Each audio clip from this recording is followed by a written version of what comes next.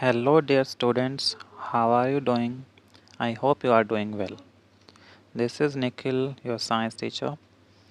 Today we will discuss about nutrition in plants, their modes of nutrition, and about photosynthesis.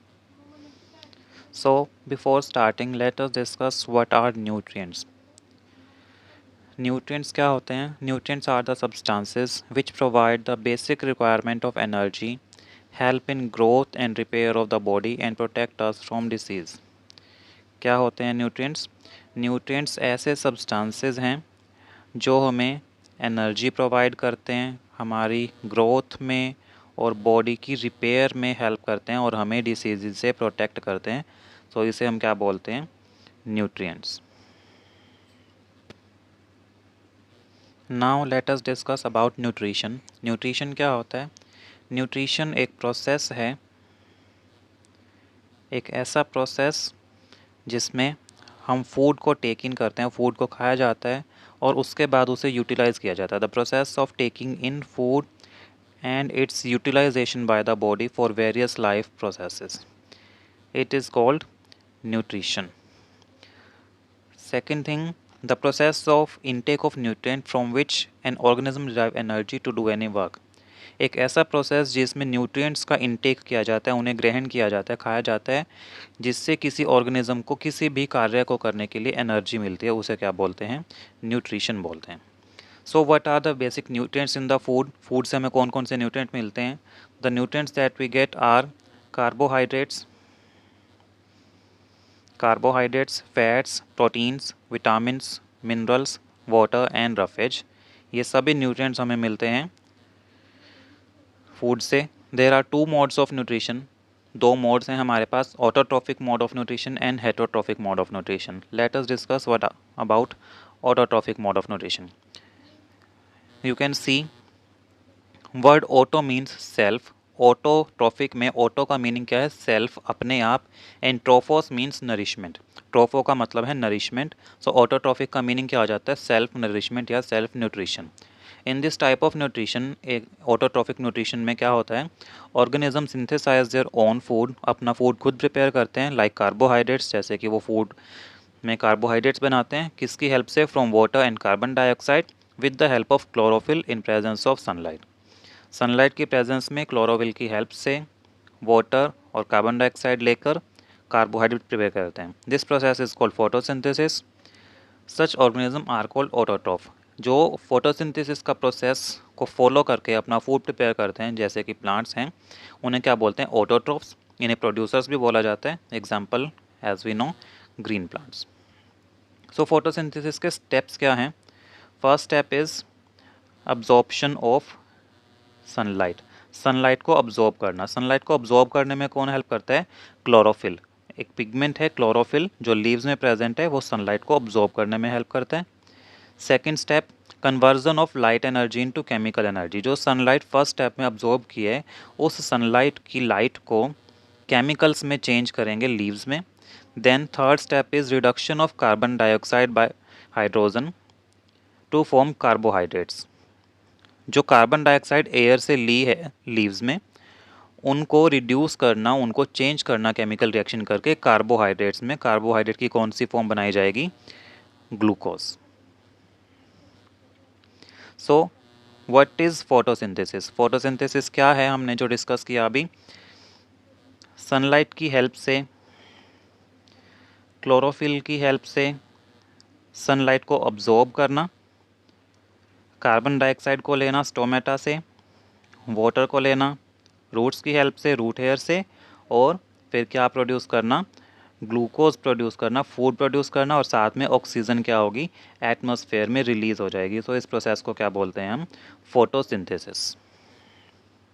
Now main components of photosynthesis. First component is sunlight, chlorophyll, water and carbon dioxide. These are the four main components. उनमें से main two हैं हमारे पास, water and carbon dioxide. जो last two हैं ये हमारे main components हैं। फर्स्ट टू हैं ये हेल्प करते हैं इन दोनों को ऑब्जॉर्ब करने में या इन दोनों को रिएक्ट करवाने में, फोटोसिंथेसिस को कंप्लीट करवाने के लिए। So main two are water and carbon dioxide. Next is stomata. अभी हमने पढ़ा था, डिस्कस किया था कि प्लांट्स जो हैं सनलाइट को अब्जॉर्ब करते हैं क्लोरोफिल की हेल्प से और कार्बन डाइऑक्साइड लेते हैं एयर से। तो कार्बन डाइऑक्साइड को कैसे लेते हैं? लीव्स के अंदर, लीव्स के अंडर साइड पर, नीचे वाली साइड पर कुछ छोटे छोटे पोर्स प्रेजेंट होते हैं, टाइनी ओपनिंग्स बोलते हैं जिन्हें। क्या बोलते हैं? स्टोमेटा।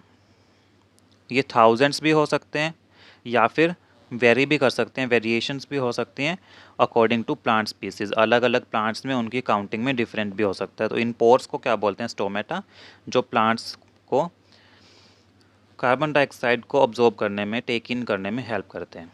ये स्टोमेटा का स्ट्रक्चर है। फर्स्ट इज स्टोमा ओपन, जो ओपन है। नेक्स्ट इज स्टोमा क्लोज्ड, जो क्लोज्ड है। स्टोमा जो वर्ड है वो क्या है? सिंगुलर है। इससे पहले जो हमने पढ़ा था स्टोमेटा, वो प्लूरल है।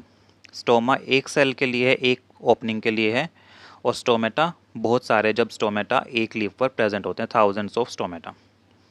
तो स्टोमेटा के अंदर क्या है? जो सेंटर में, ये सेंटर में जो ये वाला पार्ट है, ओपन स्पेस है, उसे बोलते हैं हम स्टोमेटल पोर। उसके साइड पर दो बीन शेप्ड सेल्स हैं, बीन्स की शेप के, जैसे राजमा होता है, उन्हें बोलते हैं गार्ड सेल्स। जिसके अंदर छोटे छोटे ग्रीन डॉट्स जो लगे हुए हैं उन्हें बोलते हैं क्लोरोप्लास्ट, जो जिनके अंदर क्लोरोफिल पिगमेंट प्रेजेंट है, जो सनलाइट को ट्रैप करते हैं। और उसके साइड पर जो फ्लावर की शेप में हमें दिखाई दे रहा है, ये 6 सेल्स प्रेजेंट हैं। ये क्या होते हैं? हमारे एपिडर्मल सेल्स। और सभी सेल्स के अंदर, एपिडर्मल सेल्स में भी और गार्ड सेल्स में भी, सभी के अंदर एक ऑरेंज कलर की डॉट दिखाई दे रही है। वो क्या है? हर एक सेल का न्यूक्लियस प्रेजेंट होता है। Functions of stomata. स्टोमेटा के फंक्शंस क्या हैं? They are responsible for interchange of gases like oxygen and carbon dioxide for respiration and photosynthesis. Stomata क्या करते हैं? रिस्पॉन्सिबल हैं। रिस्पॉन्सिबल का मीनिंग यहाँ पर क्या है? वो हेल्प करते हैं एक्सचेंज ऑफ गैसेस में, गैसेस को एक्सचेंज करने में हमें हेल्प करते हैं वो स्टोमेटा प्लांट्स में, ऑक्सीजन और कार्बन डाइऑक्साइड को रेस्पिरेशन और फोटोसिंथेसिस के लिए। They help in transpiration of water. पानी के जो ट्रांसपीरेशन के प्रोसेस से एयर में रिलीज़ कर दिया जाता है प्लांट्स में से एक्सेस वाटर, जो बहुत ज़्यादा अमाउंट में वाटर होता है, वाटर वेपर की फॉर्म में रिलीज़ कर दिया जाता है, उसे बोलते हैं ट्रांसपीरेशन। तो स्टोमेटा ट्रांसपीरेशन में हेल्प करते हैं। Next, they close or open the pores to maintain the moisture balance based on climatic condition. जो क्लाइमेटिक की, वातावरण की, एटमॉस्फेयर की कंडीशंस हैं, उसके अकॉर्डिंग प्लांट्स के अंदर मॉइस्चर को बैलेंस करने के लिए ओपन या क्लोज करते हैं। अब यहाँ पर दिखाया लीव्स के अंदर जो हमें ये लाइंस दिखाई देती हैं, एक साइड पे हमें कम दिखाई देती हैं, एक साइड पे ज़्यादा दिखाई देती हैं। एक साइड पे थोड़ी थिक होती है, बाहर की तरफ उठी हुई होती है वो लाइन। तो जिस तरफ हमें लाइन उठी हुई दिखाई देती है, वो लाइन क्या होती है? लीफ के अंडर साइड पे होती है, नीचे वाली साइड पे होती है। और उसी के आसपास बहुत सारे ये स्टोमेटल पोर प्रेजेंट होते हैं। जहाँ पर ओपन होता है वहाँ से कार्बन डाइऑक्साइड को अंदर ले लिया जाता है और ऑक्सीजन को रिलीज़ कर दिया जाता है, और साथ ही साथ वाटर वेपर H2O को भी रिलीज़ कर दिया जाता है। केमिकल रिएक्शन क्या है? फोटोसिंथेसिस में क्या क्या रिएक्ट करता है? कार्बन डाइऑक्साइड एंड वाटर, ये दो मेन कंपोनेंट्स हैं जो रिएक्ट करते हैं। किसकी हेल्प से रिएक्ट करते हैं? सनलाइट और क्लोरोफिल की हेल्प से। और क्या बनाते हैं? Glucose and oxygen. उसको फॉर्मूला की हेल्प से कैसे लिखेंगे? 6 molecules of carbon dioxide react करते हैं 6 मॉलिक्यूल्स ऑफ वाटर के साथ। सनलाइट और क्लोरोफिल की प्रेजेंस में वो क्या बनाते हैं? ग्लूकोज C6H12O6, और साथ में रिलीज़ करते हैं 6 मॉलिक्यूल्स ऑफ ऑक्सीजन 6O2। सो एक बार रिवाइज करते हैं, फोटोसिंथेसिस क्या था? सनलाइट की हेल्प से कार्बन डाइऑक्साइड और वाटर को अब्जॉर्ब करके लीव्स के अंदर फूड को प्रिपेयर करना। और फूड कैसे बनाया है? शुगर्स की फॉर्म में, और उसे फिर रिलीज़ कर देना या प्लांट्स के डिफरेंट पार्ट में स्टोर कर लेना, और साथ में ऑक्सीजन जो प्रोड्यूस होगी वो एयर में रिलीज़ कर दी जाएगी। So the process of taking carbon dioxide and water for production of sugars as food and release oxygen is called photosynthesis. So I hope you understood the video. Thanks and have a great day.